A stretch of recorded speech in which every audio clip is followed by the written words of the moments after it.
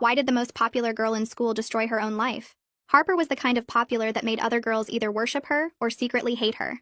She had 20,000 IG followers, the quarterback boyfriend, and threw the best parties at her massive house while being cheerleading captain and student body president with the perfect GPA.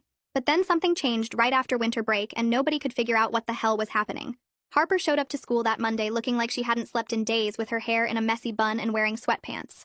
She walked past her boyfriend without acknowledging him, and when her best friend tried to talk to her, Harper just stared through her like she was invisible.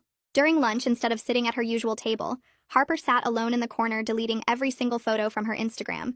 The next day, Harper posted this bizarre video where she was crying and laughing at the same time saying, "You guys have no idea what you're looking at when you look at me, and if you knew you'd run so fast." She deleted it within minutes, but screenshots were already everywhere. She started showing up late to cheer practice, moving like a zombie until the coach finally benched her. I saw her boyfriend tried to talk to her after school, and she looked him dead in the eyes and said she couldn't stand the sight of him anymore, which was insane because they'd been together for 2 years.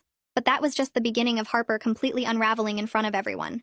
She started taking pictures of every adult man in school with her phone like she was building some kind of database, and when teachers asked her to stop, she would say she was documenting reality for the first time.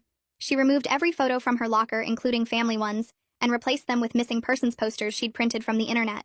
During chemistry class, she suddenly asked the teacher if he'd ever wondered how many dangerous people walk among us pretending to be normal, and when he told her to sit down, she just walked out.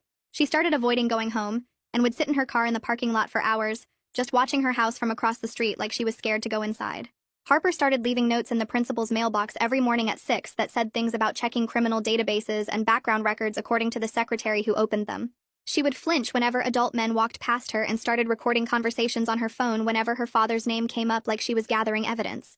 Her friends tried an intervention, but Harper kept saying they lived in a bubble where monsters looked like regular people, and nobody wanted to see what was right in front of them.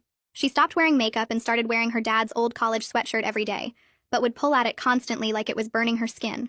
During assembly, she started searching things on her phone about how long DNA evidence lasted, and whether fingernails could prove anything after 5 years, which her friend saw over her shoulder. She asked a junior whose dad was a cop whether basements showed up on housing blueprints and if soundproofing materials left specific chemical traces. She started skipping classes to sit outside the guidance counselor's office writing pages and pages of something she'd immediately tear up and throw away.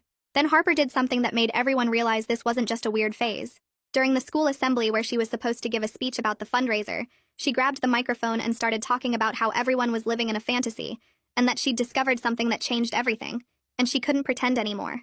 Security escorted her off stage and she didn't come back for 3 days. When Harper returned, she was like a ghost, avoiding everyone, including her own reflection. She spent every free period in the library researching criminal psychology and basement construction permits for our neighborhood. Her mom